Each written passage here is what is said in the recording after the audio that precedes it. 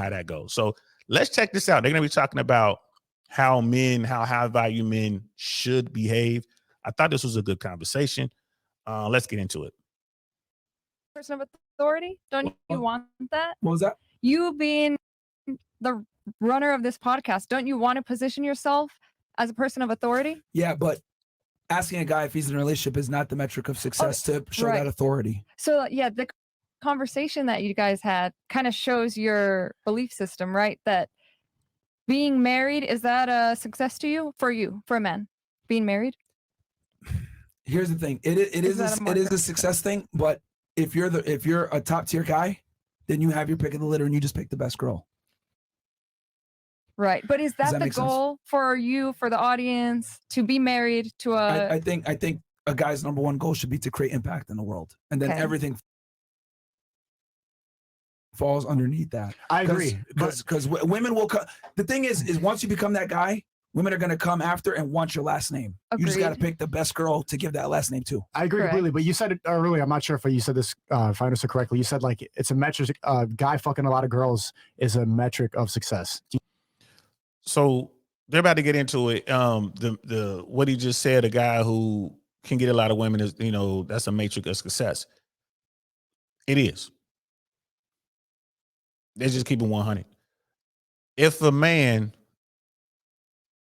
is really good and he can get sexual access from a bunch of women, people going to look at that as a successful dude to some extent. It's like there's something about that guy. And the more beautiful and more successful the women are that he can get access to, the higher his success, irregardless of what he's doing on his own. The dude could be working at McDonald's as a dishwasher, but he has a beautiful woman who pulls up in a Bentley and picks him up every night from work.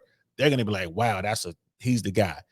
The dude could be broke as a joke, but he can get into every nightclub. He can get into every party. He can get into every event. He's on the red carpet. Dude, they're going to be like, wow, that dude's hot. That guy is top tier. He could just have one suit. Broke as a joke, but he got women taking care of him. People are going to look at him as something special. I'm just keeping it 100. That is just how it is. Right? So to sit here and say that that's not the case, come on now, that doesn't make any sense at all. Like, of course, any man who can get sexual access from a lot of women, especially beautiful women, is top tier. Now, within that, if you got a dude who gets a bunch of women, but they're all chicken heads, they're all like trailer park hood chicks from the barrio or whatever, all right, you can get a lot of women, but these women aren't top tier women. So he's still going to get, like, his dude's going to be like, yo, you the man. But your status isn't the same as someone like Fresh or Sneeko or that dishwasher dude with the one suit who's like messing with the most beautiful women in your town. There's still levels to this thing, right? So, but the guy who can get 4 or 5 chicken heads, his social status is higher than the dude who has 0 women in his life. The dude who's out here just simping in the friend zone or whatever.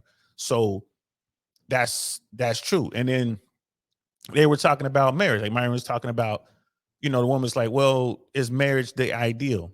Depends on the individual. Like, how do you win? And I tell people all the time, like, what's up to it's only individuals, right? People always want to say that men are the prize, women are the prize, and y'all, you know what Uncle Saint says about that.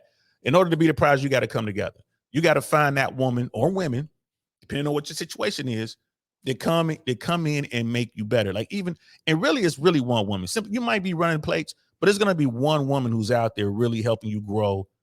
Whatever it is you're trying to grow. Generally speaking, it's going to be one woman that's like your right hand. You find that woman and y'all come to an agreement and y'all find each other and y'all make it work. Then at that point, you guys are both the prize. Once you come together like Voltron, then you're both the prize. But if you're out there, you're single, you're just trying to figure it out, neither one of you the prize. Just keeping it 100. You're like, well, aren't you the prize, uncle? I'm like, nah. Like, I'm just chilling right now. I'm cool. I'm doing my thing. But in my mind, someone like Jace Wands, to me, and his wife, they are both now the prize. They are equally the prize. They came together. They won. They came together. They've been together for the thing. They've raised their children. They've gone the distance, and they're still together. They're still happy. They are the prize. right? So, you know, a lot of people get lost in that conversation. Who's the prize and this and that? Like, man, whatever.